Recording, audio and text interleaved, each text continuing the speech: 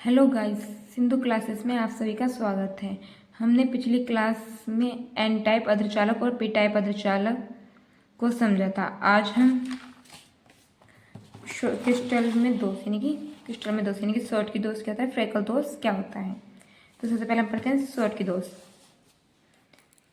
Crystal में जब परमाणु या विपरीत आवेश वाला आयन, यानी कि जब कोई परमाणु है या विपरीत आवेश वाला आयन उनके सामान्य जालक स्थान से लुप्त हो जाते हैं, यानी कि जो सामान्य जालक होते हैं वे अपने स्थान से क्या होते हैं, लुप्त हो जाते हैं, यानी कि गायब हो जाते हैं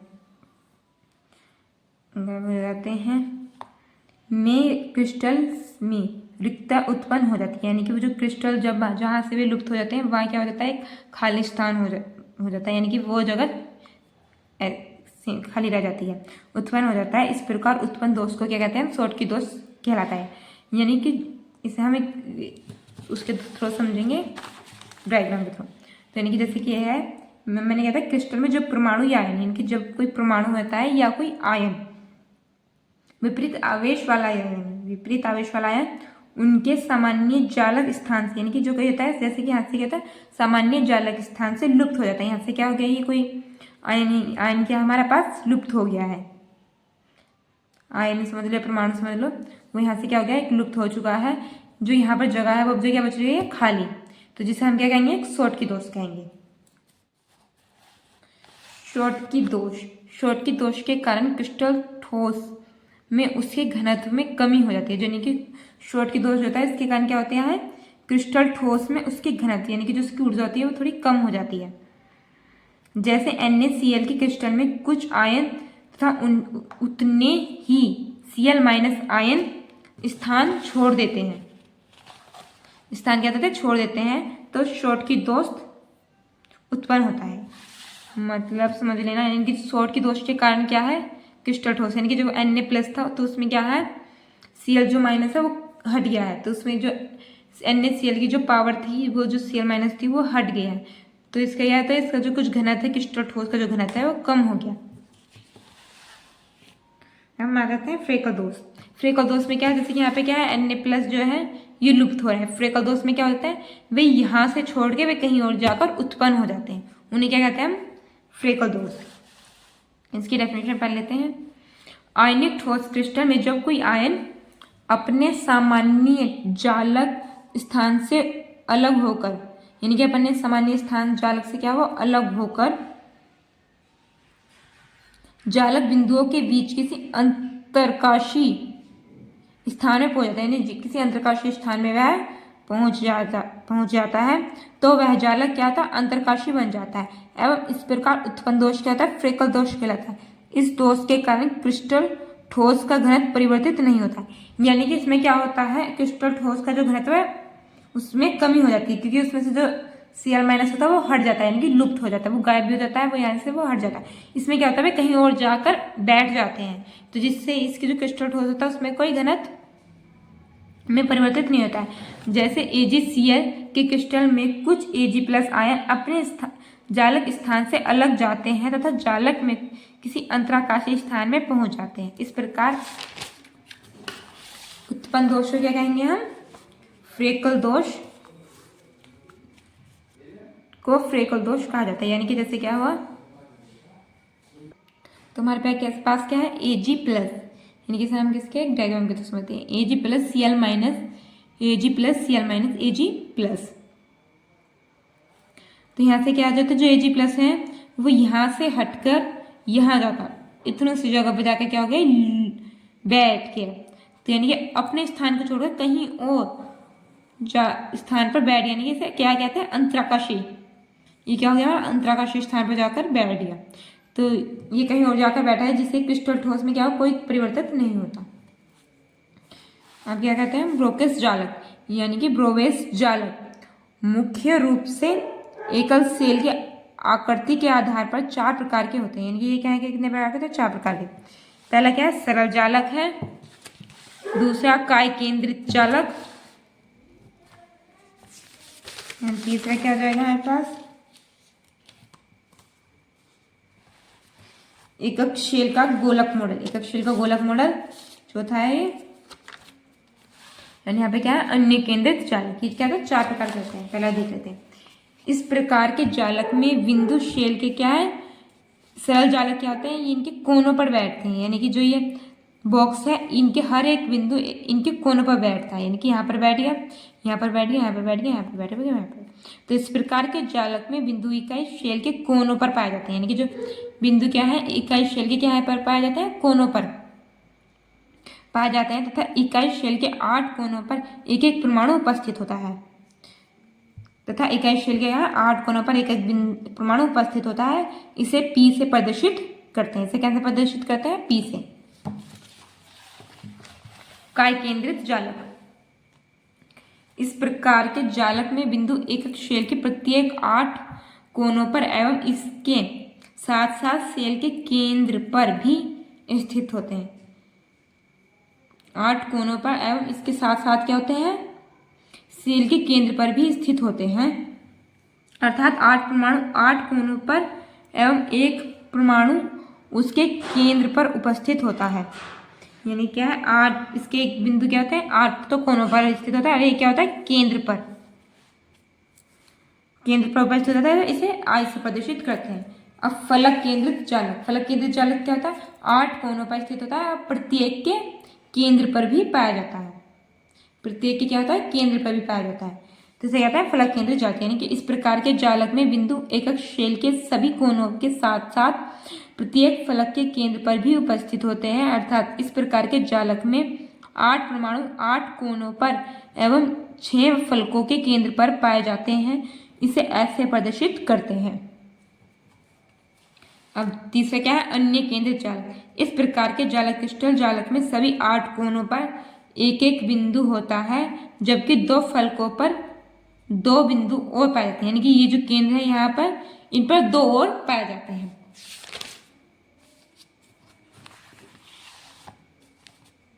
ओके, इन पर क्या होता है, 2 और पाए जाते हैं। इस टाइप का इसका बॉक्स बनता है, होते हैं, अर्थात 8 कोनों पर 8 परमाणु, जबकि 2 परमाणु अन्य फलक पर होते हैं। एकक शेल, यानी कि चौथा क्या है, एक अक्षीय का गोलक मॉडल। क्रिस्टल के त्रिवम जालक में उसके घटक कणों को गोले के रूप में प्रदर्शित करते हैं, यानी कि इसे क्या में प्रदर्शित करते हैं, गोलों के रूप में प्रदर्शित कर सकते हैं, तथा ये गोले एक दूसरे के काफी समीप होते हैं। ये जो क्या है, गोले हमारे पास क्या है, एक दूसरे के बहुत समीप होते, तथा गोले के रूप में क्रिस्टल की रचना को प्रदर्शित करने की विधि को ही गोलक मॉडल कहा जाता है। जैसे सरल घन का गोलक मॉडल निम्न प्रकार है, यानी कि इसका क्या मॉडल कैसे सारा निम्न प्रकार से है, यानी घनीय एकक शेल का विश्लेषण। घनीय एकक शेल क्या है कि विश्लेषण में निम्नलिखित 5 बिंदुओं को अध्ययन किया जाता है, यानी कि कितने बिंदुओं का अध्ययन किया जा रहा है, 5 बिंदुओं का। परमाणु त्रिज्या एवं कोर की लंबाई। सबसे पहले क्या है, परमाणु त्रिज्या कोर की लंबाई। एककीय शेल में परमाणु की संख्या, उप संयोजक संख्या, जो समन्वयी संख्या, घनीय, चौथा यह है घनीय क्रिस्टल का घनत्व। इन्हें हम आगे समझेंगे अभी। 5वां क्या, एकक शेल की विमाएं। पहला हमारा आता है परमाणु त्रिज्या एवं कोर की लंबाई।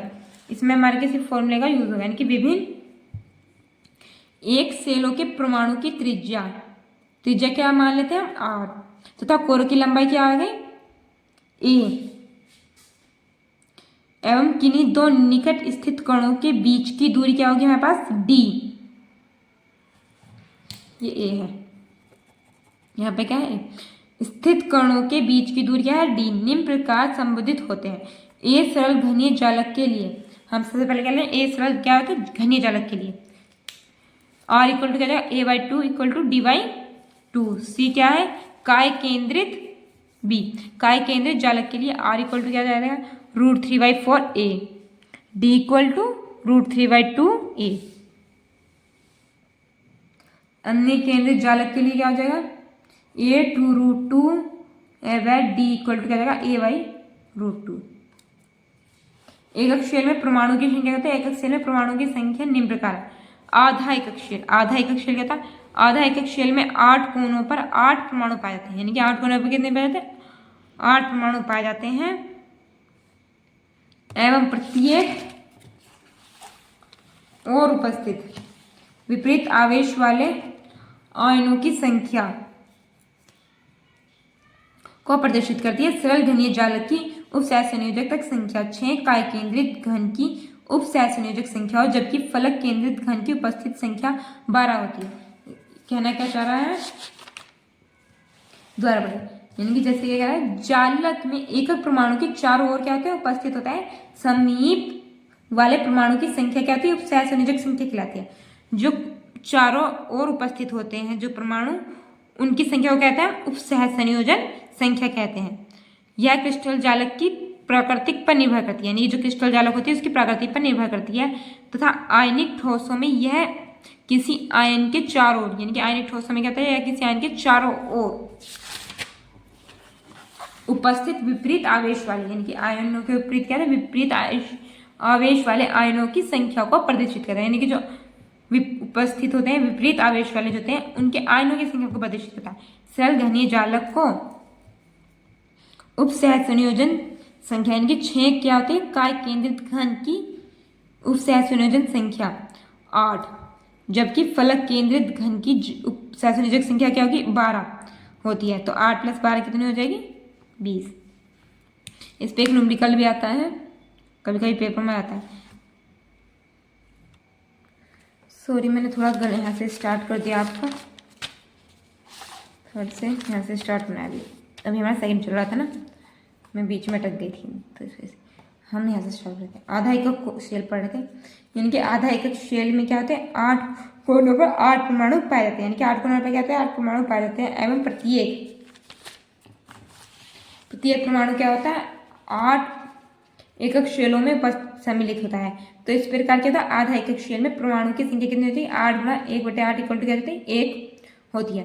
काय केंद्रित एकक शेल में कितनी होगी, काय केंद्रित एकक शेल में 8 परमाणु 8 कोनों पर पाए जाते हैं, अभी हमने डायग्राम में समझा था, एंड 2 क्या होते हैं, केंद्र पर पाए जाते हैं, जबकि एक परमाणु केंद्र में स्थित है, यानी कि एक परमाणु क्या होता है, केंद्र में स्थित है। तो इस प्रकार काय केंद्रित एकक शेल में कुछ परमाणु की संख्या क्या हो जाएगी, यानी कि 8 गुणा क्या था 8 तो कोनों पर होता है, जबकि प्लस क्या जाएगा, एक कोने पर भी होता है, एक मतलब केंद्र पर भी पाया जाता है, तो इक्वल टू क्या जाएगा, 2 होती है। फलक केंद्रित पे क्या होता है, 8 कोनों पर होता है, 8 ही उसके क्या होते हैं, फलक पर होते हैं, 8 कोनों पर, और 6 कितने होते हैं उसके केंद्र पर पाया जाता है। यानी कि फलक केंद्रित एकक शेल में 8 कोनों पर 8 परमाणु पाया जाता है, जबकि 6 क्या होता है, फलक केंद्रित परमाणु में से प्रत्येक 2 एकक शेल में सम्मिलित होते हैं। इस प्रकार इसमें परमाणु की संख्या क्या होती है, 8 रोज। यानी कि हमने यहाँ से चल रहे हैं ये चीज कहाँ से आ रही है, अभी जो हमने यहाँ से पढ़ी थी पीछे, यहाँ से आ रही है ये सब चीजें,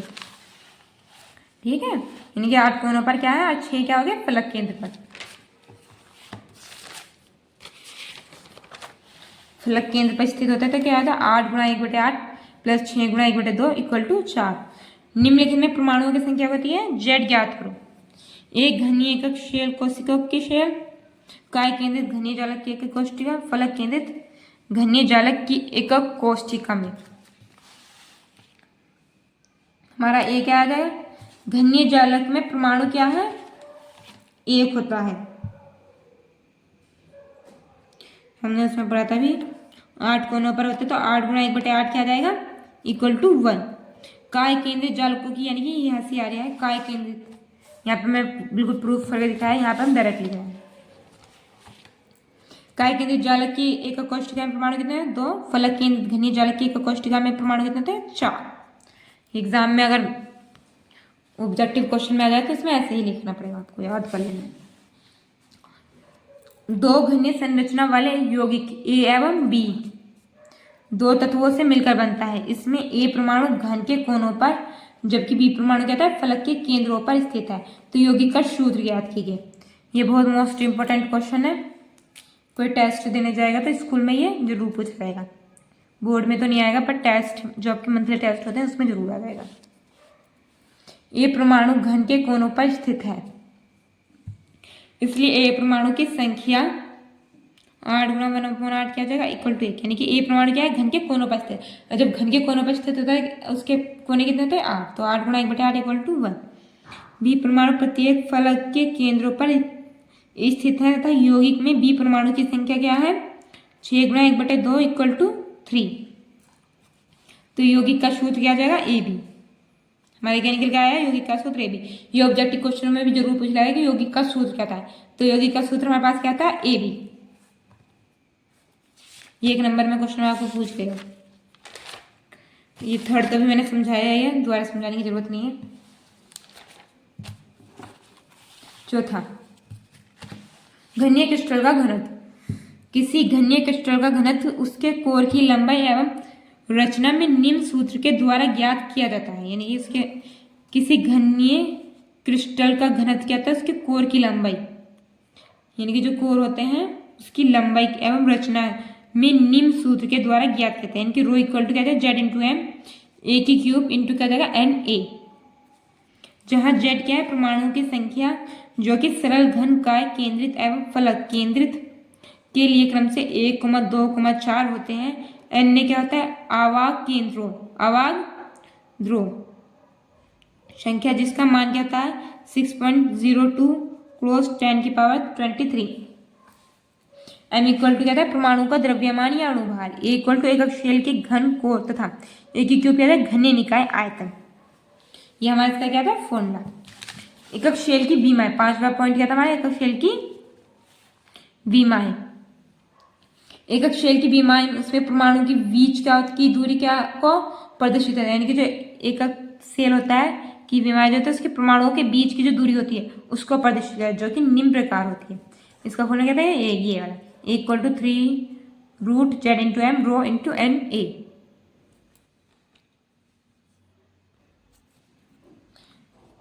क्रिस्टल में घटक कणों का संतुलन। किसी क्रिस्टल में उसके घटक कणों, परमाणु, अणु या आयन को निश्चित स्थान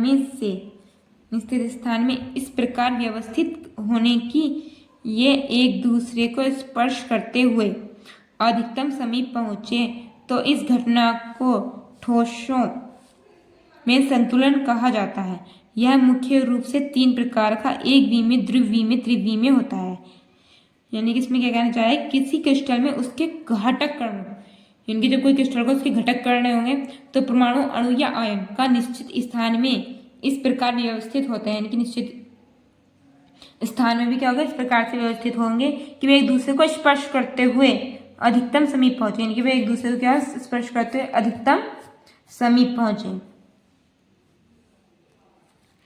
तो इस घटना को ठोसों में संतुलन कहा जाता है। यह मुख्य रूप से 3 प्रकार की, एक विमीय, द्विविमीय, त्रिविमीय होती है। यानी कि एक विमीय संतुलन क्या कहता है कि इस प्रकार के संतुलन में गोलों को एक पंक्ति के रूप में क्या होता है, एक पंक्ति के रूप में इस प्रकार व्यवस्थित करते हैं कि ये एक दूसरे को स्पर्श करते हैं। यानी कि एक दूसरे या स्पर्श तो करते हुए प्रत्येक गोला अपने आसपास के ही गोले के संपर्क में होता है तथा इसे उपसय संयोजक की संख्या क्या होती है, 2 होती है। यानी कि यह क्या एक दूसरे के इस तरीके से रखे गए हैं कि जो ये जैसे कि रूट कहेंगे तो एक दूसरे को समीप ही करते रहेंगे, ये इधर से इधर नहीं होंगे। यानी कि आराम से लाइन वाइज से नो चलेंगे, एक दूसरे को स्पर्श भी करेंगे, अपने सिर्फ अपने समीप वाले को स्पर्श करेंगे। तो एक विमीय बंध संतुलन। दूसरा क्या है हमारे पास, ध्रुवविमीय। इस प्रकार के संतुलनों में गोले 4 समीप, यानी कि कहते हैं 4 समीप स्थिर गोलों के संपर्क में रहते हैं। यानी कि जब कोई एक गोला है ये कितने के संपर्क में है, 1, 2, 3, 4 समीप स्थिर गोलों के संपर्क में रहता है। संपर्क में क्या आता है, रहता है तथा समीप वाले गोले के केंद्रों को मिलाने पर एक वर्ग प्राप्त होता है तथा यह रचना वर्गाकार जालक कहलाती है। यह रचना क्या होती है, वर्गाकार जालक कहलाती है। इसमें उपसय संयोजक संख्या का मान क्या होता है, 4 होता है, क्योंकि 4 से ही रिलेटेड है तो इसमें उपसय संयोजक संख्या का मान क्या होगा, 4। अब यहाँ पे कितने से रिलेटेड थी, 2। यहाँ पे कितने से रिलेटेड थे, 2, तो यहाँ उपसय संयोजक संख्या का मान क्या होगा, 2। पष्टकोणीय निविड़ संकुलन। इसमें पष्टकोणीय का मतलब क्या होता है, 5 से, ये 5 गोलों से क्या होगा, जुड़ा रहेगा। तो इसके उपसय संयोजक संख्या का मान क्या होगा, 6। यानी कि इसमें कितना देंगे, 6 गोले। इस प्रकार के संकुलन में प्रत्येक गोला क्या था, 6 अन्य गोले, यानी कि 6 था, 1, 2, 3, 4, 5, 6 अन्य गोले से घिरा होता है तथा इन 6 अन्य गोलों के केंद्रों को मिलाने पर समपष्टभुज बनता है, इसलिए इस पष्टकोणीय जालक कहा जाता है तथा इसमें उपसैसनिक संख्या का मान 6 होता है। इसमें क्या उपसैसनिक का मान क्या होगा 6। त्रिविमीय निविड़ संकुलन। त्रिविमीय निविड़ संकुलन मुख्य रूप से 2 भागों में बांटा गया है। ये कितने भागों में बांटा गया है 2, और फिर इस 2 को भी क्या में बांटा गया है ए और बी में, इसे भी 2 में बांटा गया है। वर्गाकार द्विविमीय निविड़ परतों में त्रिविमीय निविड़ संकुलन। इस प्रकार के संकुलन में गोले इस प्रकार व्यवस्थित हैं, यानी कि इस प्रकार के संकुलन में क्या है, गोले इस प्रकार व्यवस्थित होते हैं कि पहली परत के ऊपर दूसरी परत इस प्रकार रखी जाती है कि दोनों परत के गोले क्षैतिज और अर्धवादर रूप में हो, यानी कि क्षैतिज क्या हो, क्षैतिज भी हो और अर्धवादर रूप में भी हो। तो इस प्रकार सरल घनाकार जालक बनता है एवं इसमें उपसैसनिक संख्या का मान क्या होता है 6। इसमें कितने का मान होता है 6, यानी कि 6 से जुड़ा होता है 1 2 3। यहाँ पे आप देख लोगे तो ये कितना से जुड़ा हुआ है 6 से जुड़ा हुआ है। ठीक है, तो इसमें ये जो डायग्राम है जब आप नोट्स बनाओगे तो उसमें भी इसी टाइप से ही लिखना। ये इसलिए त्रिविमीय क्या गया है क्योंकि इसकी कितनी लाइन होती है एक्स वाई जेड, तो ये क्या होगा त्रिविमीय। ध्रुवविमीय पष्टकोणीय निविड़ परतों में द्विविमीय निविड़ संकुलन। इस प्रकार के संकुलन में पहली परत के ऊपर क्या होती है दूसरी परत को चढ़ा देते हैं। इस प्रकार रखी जाती है कि दूसरी परत के गोले पहली परत के गोलों के द्वारा बनी रिक्त रिक्तिकाओं को ढक ले या कवर कर ले, यानी कि जो अगर उसमें कोई रिक्त होती है इस प्रकार बिठा देते हैं, यानी कि ए पहली परत को दूसरी परत के ऊपर, कि अगर उसमें उसके बीच में कोई रिक्त स्थान भी है तो वो उसकी परत को क्या हो ढक ले, कवर कर ले। ये मुख्य रूप से निम्नलिखित 2 भागों में बांटे जाते हैं। चतुष्फलकीय रिक्तियां को कवर करते हुए इस प्रकार की व्यवस्था में तीसरी परत को दूसरी परत पर इस प्रकार रखा जाता है कि वह चतुष्फल के रिक्तियों को ढक ले तथा इस प्रकार की क्रिस्टल में 2 प्रकार की परत होती हैं। ये मुख्य रूप से Mg, Mn, Zn आदि में पाई जाती है। यानी कि यहाँ पे क्या हो गया, ये इस पे क्या हो गया एक परत चढ़ा दी है, विश्व को क्या है जैसे कि यहाँ पे कोई रिक्त स्थान था तो वैसे क्या होता है इस प्रकार से ढक लेंगे कि इसमें पता ही नहीं चलेंगे इसमें कोई रिक्त स्थान है। अष्टफल की रिक्तिकाओं को कवर करते हुए, यानी जब कोई अष्टफल की रिक्तिकाओं को कैसे कवर करेगा वो इस टाइप से करेगा। इस प्रकार की व्यवस्था में तीसरे परत के ऊपर दूसरी परत इस प्रकार रखी जाती है कि यह अष्टफल की रिक्तिकाओं को ढक लेती है तथा तीसरी परत को इस प्रकार व्यवस्था इस प्रकार होती है कि यह पहली परत एक दूसरे की प्रतिभिन्न व्यवस्था प्राप्त करे तथा इस प्रकार को व्यवस्था कॉपर, सिल्वर, गोल्ड, प्लेटिनम में आदि में पाई जाती है। अंतः केंद्रित घनीय संकुलन। धातुओं के क्रिस्टल में एक प्रकार का संकुलन भी पाया जाता है जबकि जो कि अंतः केंद्रित घनीय संकुलन कहलाता है, यानी कि अंतः केंद्रित क्या था घनीय संकुलन कहलाता है। इसमें पहली परत के गोले एक दूसरे को स्पर्श नहीं करते, यानी कि इसकी गोले क्या होते हैं एक दूसरे को स्पर्श नहीं करते, जबकि दूसरी परत के गोले पहली परत को सभी रिक्त स्थानों में समावेशित हो जाते हैं। यह रचना लियम, सोडियम, पोटेशियम आदि में पाई जाती है। यानी कि यहाँ पे क्या होता है यह एक दूसरे को क्या होते हैं खुद स्पर्श नहीं करते पर दूसरे जो होते हैं ढक लेते हैं। अंतरकाशीय रिक्तियां। क्रिस्टल के संकुलन की क्रिया में जालकों में विभिन्न प्रकार की रिक्तियां उत्पन्न हो जाती हैं जिन्हें अंतरकाशीय रिक्तियां कहा जाता है। ये मुख्य रूप से 3 प्रकार की होती हैं। ये मुख्य रूप से कितने प्रकार की होती हैं 3 प्रकार की होती हैं। त्रिविमीय रिक्तियां, इसका निर्माण 3 गोलों के परस्पर मिलने से होता है तथा तीनों गोलों एक ही तल में होते हैं। इसे टी से प्रदर्शित करते हैं। इसे कैसे प्रदर्शित करते हैं टी से। चतुष्फल की रिक्तियां, इस प्रकार की रिक्तियां का निर्माण 4 गोले से होता है तथा निम्न में पहली परत के एक गोले की दूसरी परत, एक गोले क्या हुआ दूसरी परत,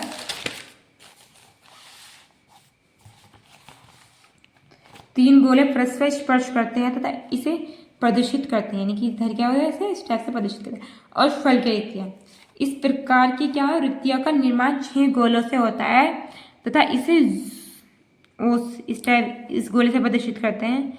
ये क्या है इस टाइप से, यानी कि 3। यहाँ पे देखो आप देखना इसे धीरे धीरे से ये नू भी है, यहाँ पे इस तरह से जिनके 6 गोले थे यहाँ पर ये भी है। ओके, क्वेश्चन क्या है, एक रॉक सॉल्ट जैसी क्रिस्टल संरचना में आयन के प्रत्येक की उपसैचुरेटेड संख्या क्या बताओ। तो रॉक सॉल्ट की संरचना में क्या है आयन के प्रत्येक प्रकार की उपसैचुरेटेड संख्या होती है 6 होती है। अब NaCl फलक केंद्रीय ये आ जाता है, इंपॉर्टेंट क्वेश्चन है पेपर में ये आ सकता है। घनीय क्रम एकक शेल में परमाणु की संख्या क्या है इक्वल टू 8 गुणा 1/8 प्लस के 6 गुणा 1/2 यानी 2 3 6 8 से 8 के लिए अन्य क्या होते परमाणु संख्या 1 इक्वल टू 1 प्लस के 3 इक्वल टू 4 आंसर। आज ये चैप्टर हमारा यहीं ख़त्म होता है, कल से हम नेक्स्ट चैप्टर स्टार्ट करेंगे। आप जितना भी हो सके आप अपनी अच्छी से तैयारी करनी अपने यूपी बोर्ड की। मैंने भी अपनी यूपी बोर्ड की तैयारी इन्हीं नोट से की है, तो हम मुझे जान खुशी होगी कि आप भी अपने यूपी बोर्ड की तैयारी इन्हीं नोट से करें। Thanks for watching.